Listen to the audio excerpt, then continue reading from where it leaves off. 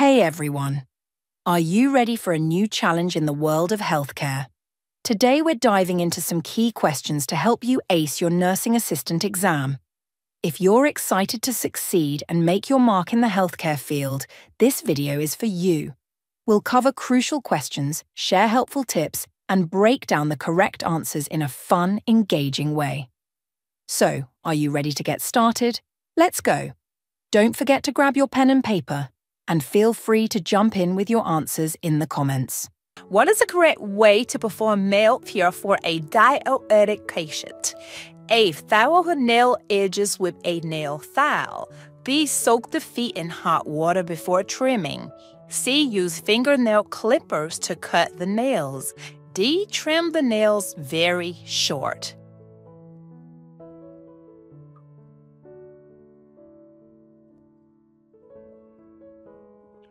So the correct response for number 9 is A. You can file nails, but that is it. So file the nails help to prevent jagged edges and injuries, which is particularly important for diabetic patients because if those nails are jagged, they can scratch themselves, which could cause a nick, and that could lead to an infection.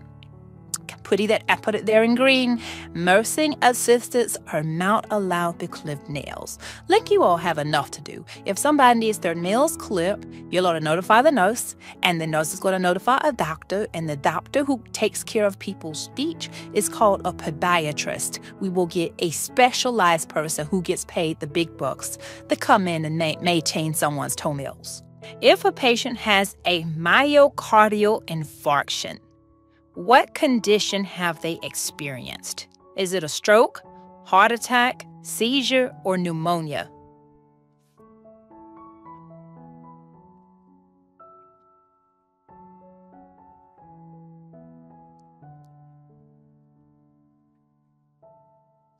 So if you have chosen, because I have a lot of responses coming through, if you have chosen B, heart attack, you know that myo refers to muscle, cardio refers to the heart, and infarction, the tissue has died.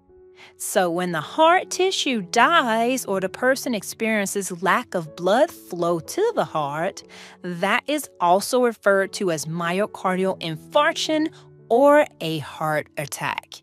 Which of the following terms means abnormal enlargement of the liver? Is it hepatitis, nephritis, hepatomegaly, or gastritis? If the pill with nurse use at 7 p.m. in the morning cup of coffee, these words are not slipping off my tongue, but well, they should.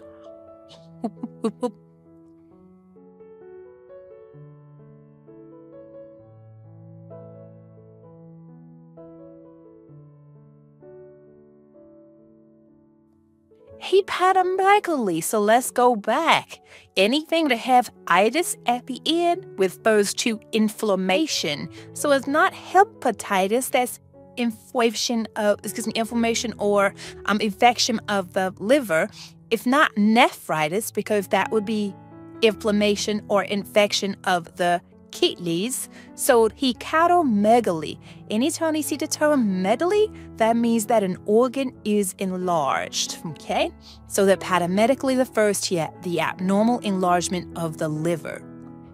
Tip 1. Read the questions carefully. Always make sure to read the question carefully. Sometimes the correct answer lies in the small details. Take your time and don't rush. What is the primary purpose of the RACE acronym in fire safety? And that's a lot to say, so I'm going to let you read it and then tell me your response in the comment area.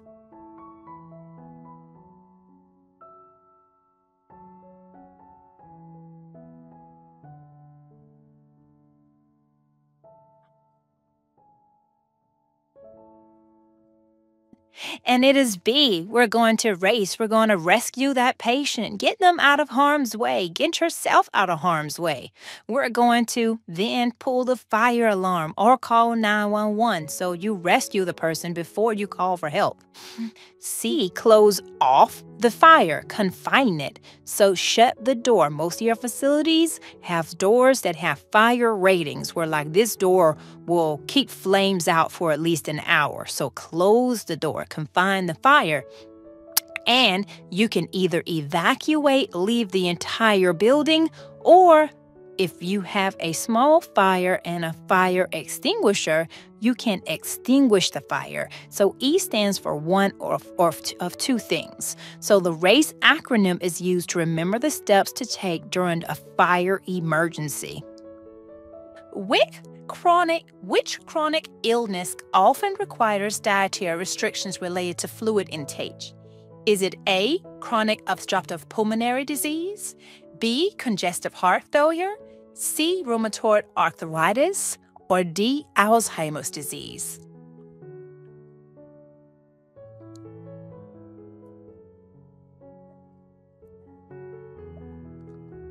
And if this is your first time joining us, get pen and paper. You will learn a lot. And feel free to enter your answer, your responses, or any questions you may have in the comment area. Everybody, the correct response for number 1 is B as in boy, congestive heart failure. So CHF often leads to fluid retention because the heart isn't able to pump. The heart is congested. So clients with CHF typically require fluid restrictions in order to prevent fluid overload. Great job, everybody. When assisting a patient with dressing, what should the CNA do first? A, ask the patient to choose their clothes. B, put on the patient's socks. C, assist the patient with putting on their pants. D, button the patient's shirt.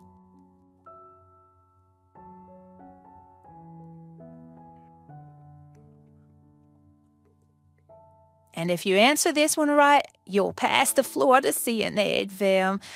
So it is the ones God dressing them. You want to actually engage with them and ask them to choose their clothes. That's still about their preferences. Tip 2. Use the elimination method. If you're unsure about an answer, use the elimination method. Cross out the options that seem wrong and focus on the most logical choices. When providing catheter care, the CNA should A, clean the catheter tubing with betadine, B, avoid touching the catheter at all, C, clean the area around the catheter insertion site with soap and water, D, use antiseptic wipes only. Give you a few seconds and then we'll check your responses.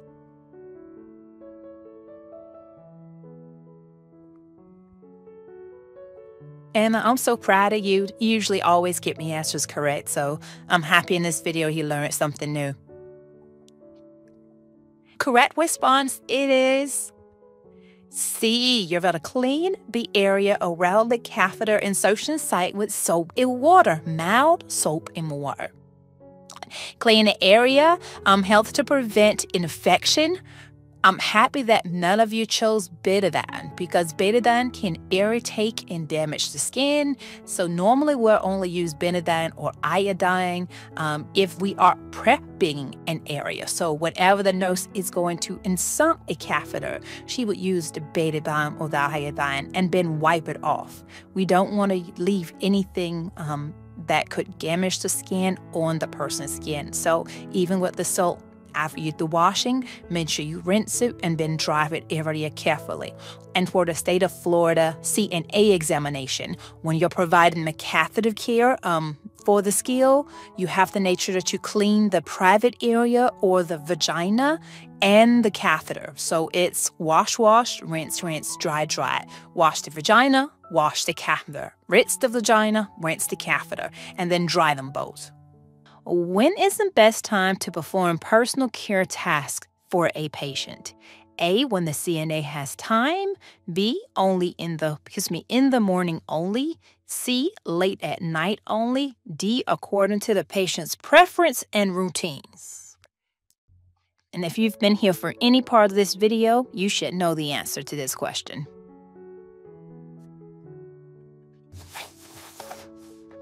Yes, we don't own them. We work with them. We're going to work with them in their schedule. And the correct response to 25 is D. Performing personal care tasks according to the patient's preference and routine, respects their individual needs, and promotes comfort. When caring for a resident with a catheter, what is essential for preventing urinary tract infections? A, into the drainage pad once a day. B, keep the drainage pad below the level of the bladder. C, use soap and water to clean the catheter. D, change the catheter weekly.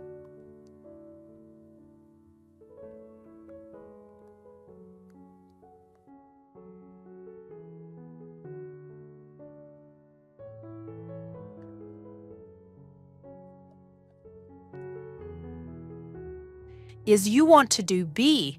You want to keep that drainage bag below the level of the bladder, because if you raise that bag, the urine can backflow and the old urine can go directly back into the bladder, thus causing a UTI. Tip 3. Review the basics. Don't forget to review fundamental concepts like vital signs, first aid procedures, and safety protocols. These topics often appear in exams. What should be encouraged in the diet of patients with anemia?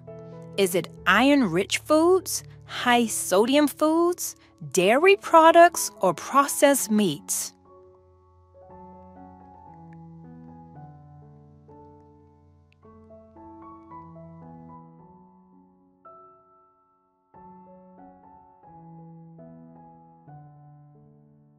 Oh, that was so easy. It is iron-rich food. So encouraging iron-rich foods helps to address the underlying cause of anemia.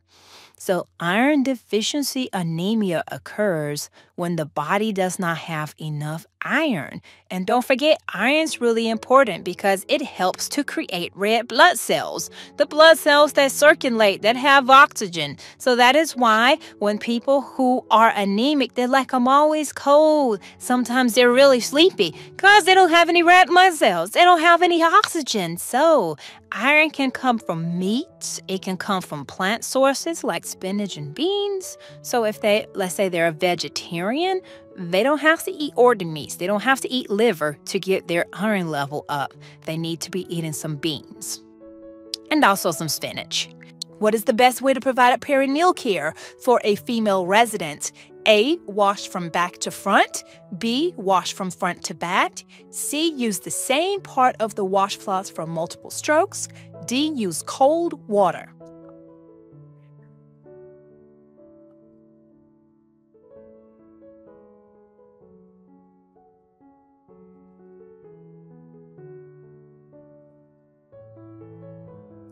Yes, you are absolutely correct. We always clean from front to back. We clean from the cleanest area towards the dirty area. And this helps to prevent the spread of bacteria from the anal area to the urethra. So you wash back to back, clean to dirty. When assisting a resident with ambulation, what should the nursing assistant check first? A, proper footwear. B, walking cane. C, ambulation belt. D, resident's mood.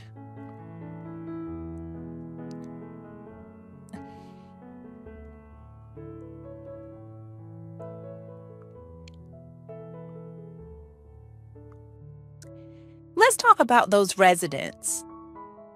Really not always nice.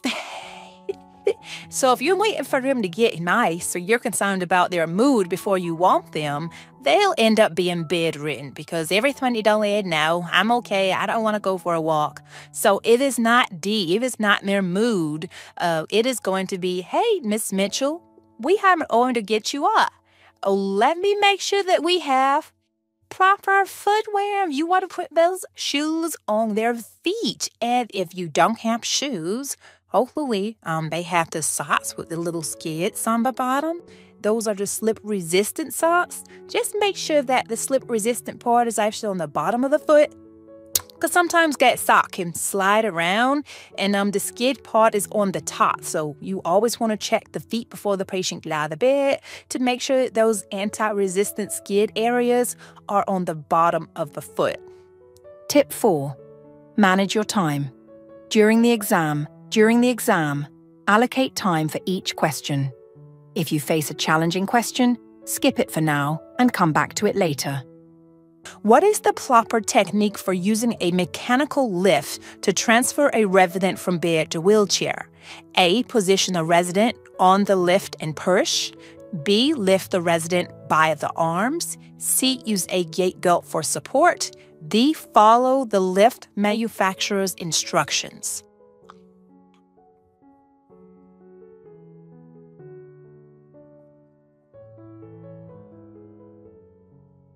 It's D. Don't go by what someone told you, but when it comes to using these lifts, usually they won't have a video or some type of instruction manual. I don't care how short-staffed your facility is. Whenever you're using a mechanical lift, it requires 2 people. One person to operate the lift, the other person who actually has a hand on the patient who is hoisted in the air by the lift. So read the instructions, follow them. And what is a critical consideration when assisting a patient with eating? A. Allow the patient to eat quickly. B. Check for dietary restrictions and allergies. C. Feed the patient as fast as possible. D. Only provide liquids. I know everyone's going to get this right. This one's easy.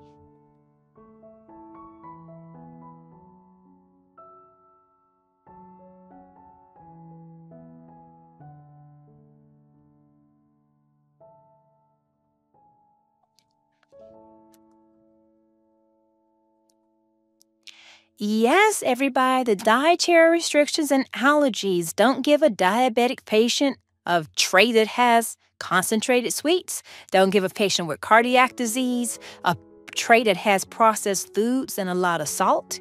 And then, of course, if someone has an allergy, don't give them anything they're allergic to. How often should a CNA check a patient's skin condition? A. Once a week. B. Daily. C. Only when the patient complains of discomfort. D. Monthly. This is an easy one.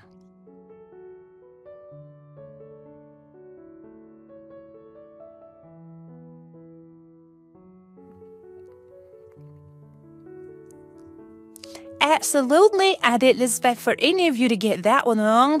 It is Beanie Daily, more specifically every shift.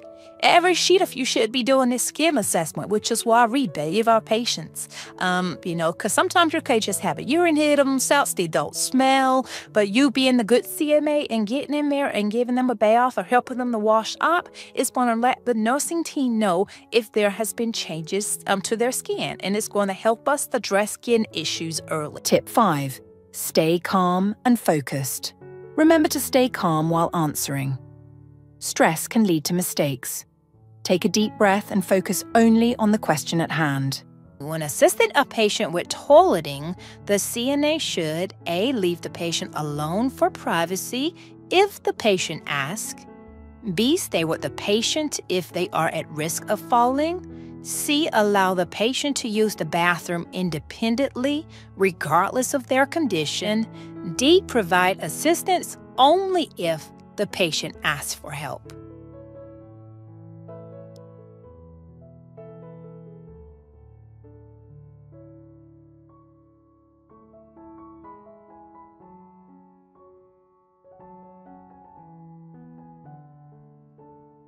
Well, I hope that you are extremely proud of yourself for being a very safe caregiver. I'm proud of you.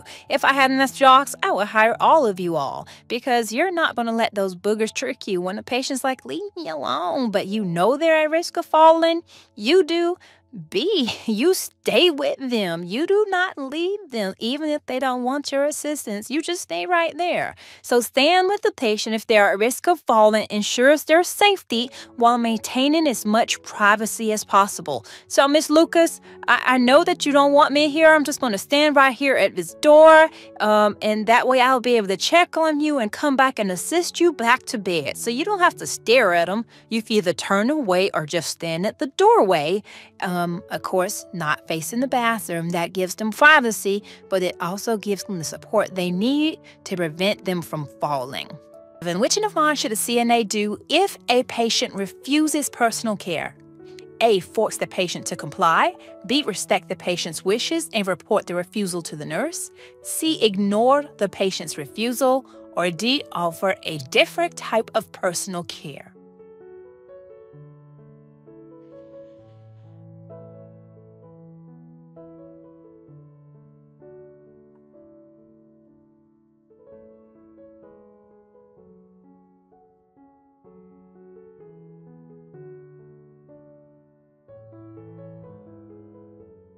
It is B.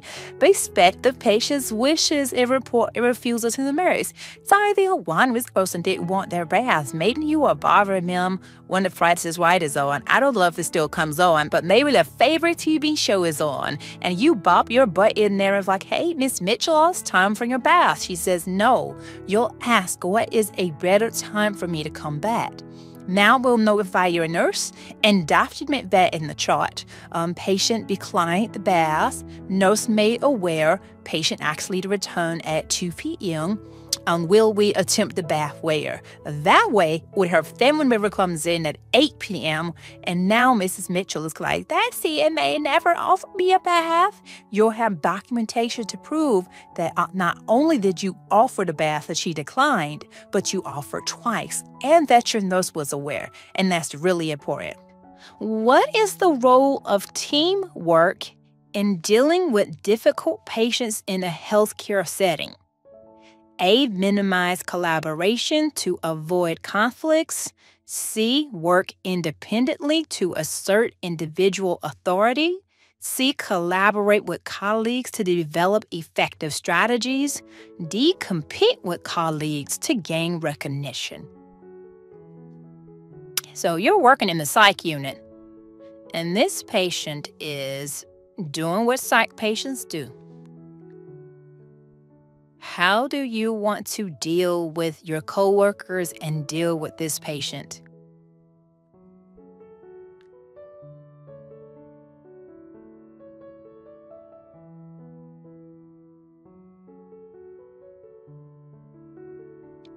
Yes, you all want to collaborate. So let me tell you a story. My first day as a charge nurse in the psych unit. We hadn't been taught. We had not been taught our takedown skills just yet, and there was probably 190-pound man who's about 6 foot something. He's walking around toting a sign saying that he is part of the Taliban. He's not bothering anybody. He's just walking around. And a male tech says, if you don't calm down, I'm going to restrain you. You all, it took 5 of us to handle that one man because that team member did not use effective communication. You never warn anyone that you're going to take them down. And plus, if they're not being violent, there is no reason to take them down. So be careful with what you say. Never warn a patient that you're going to restrain them because it's going to take an active Congress and all of your team members to help you to accomplish that goal. And plus, again, we usually don't restrain people if they are not being a danger to themselves or a danger to others. That needed effective communication and de-escalation tactics, not testosterone versus testosterone. So sometimes just take yourself out the picture and let your nurse deal with it. Tip 6. Do a final review. After answering all the questions, take some time to review your answers. Sometimes we catch small errors during the review. Which type of bath is most appropriate for a patient who is bedridden and has significant mobility limitations? Is it a top bath, shower, partial bed bath, or a sitz bath?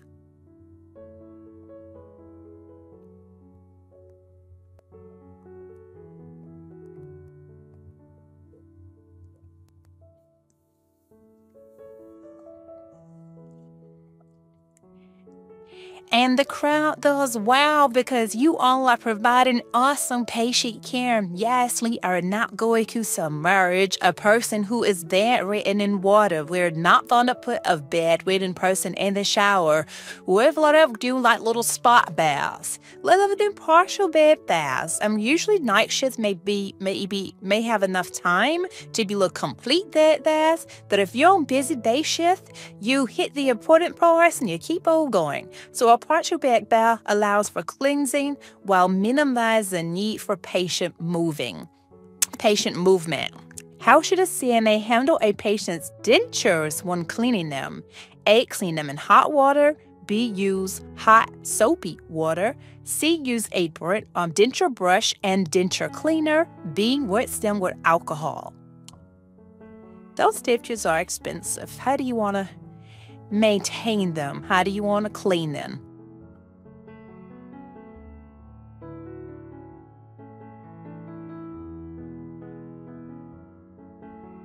I'm nodding my head in agreement, everybody. So Brendan, Wesley, Amber, great job. We're going to use a denture brush and denture cleaner in order to properly clean someone's dentures without damaging them. If a patient is described as ambulatory, what can be inferred about their condition? A. They require a wheelchair. B. They are bedridden. C. They can walk and move around. D. They need assistance with standing.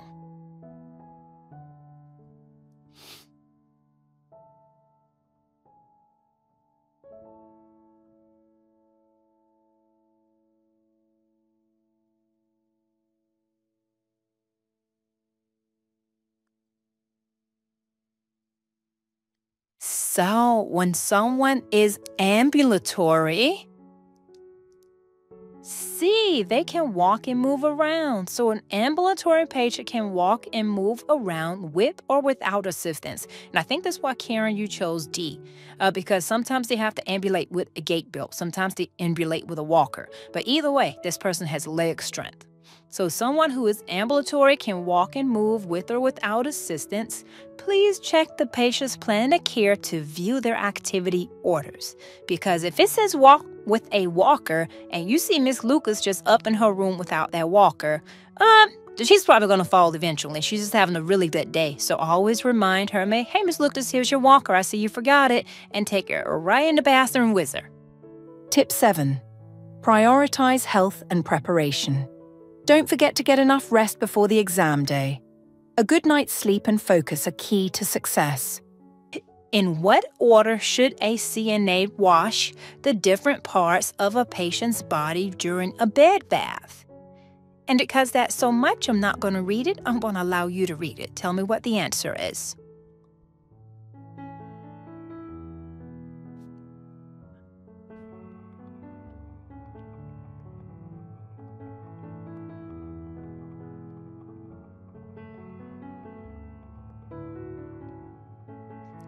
Everybody knows to start with the cleanest area, which is the face. Yes. So we always start wiping from the cleanest to the dirtiest. So it's going to be face, arms, check, legs, chest, legs, back, peri area, which is the private area.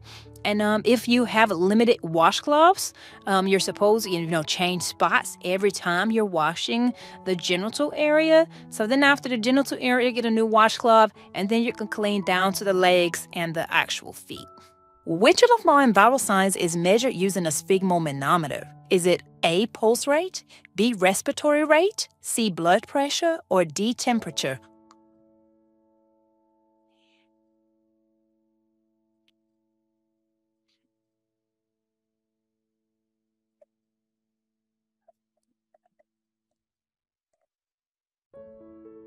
And if you haven't pronounced that word, I want you to try it. You can go to Google. You can do Google pronunciation, or you tell me you can't pronounce the other word. Though when you see that long word, sphygmomanometer, we're referring to you taking someone's blood pressure. So yes, blood pressure is measured using the stethoscope and that blood pressure cuff, which is also referred to as the sphygmomanometer. You're feeding a patient with dysphagia.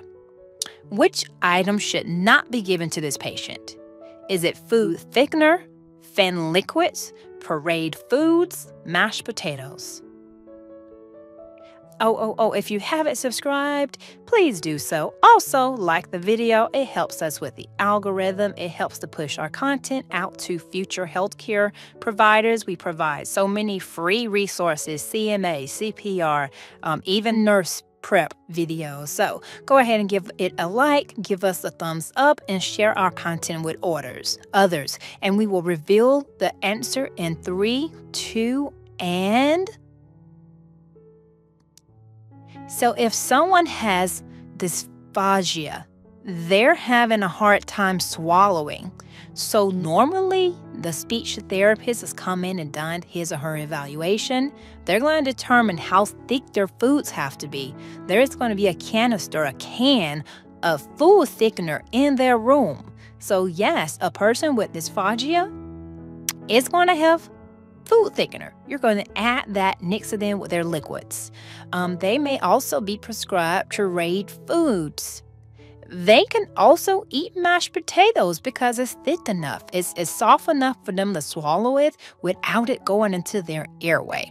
So what you don't want to give them is B, thin liquids. Thin liquids can be difficult for patients to swallow, increasing the risk of aspiration. So your speech therapist will determine if they need nectar thick, honey thick, and you thicken those liquids up so the person can swallow them, and that way the liquids go into their esophagus and their stomach versus the trachea in their lungs. What is the recommended technique for providing mouth care to a patient with dentures? A, soak the dentures in mouthwash overnight. B, clean the dentures while they are still in the patient's mouth. C, use a cotton swab to clean the dentures. D, remove the dentures and clean them over a sink filled with water.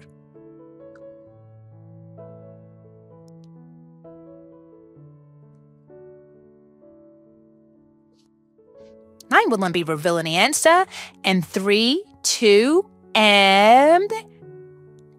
If you chose D, the absolutely correct. You're going to roll the dentures and clean them over a sink filled with water.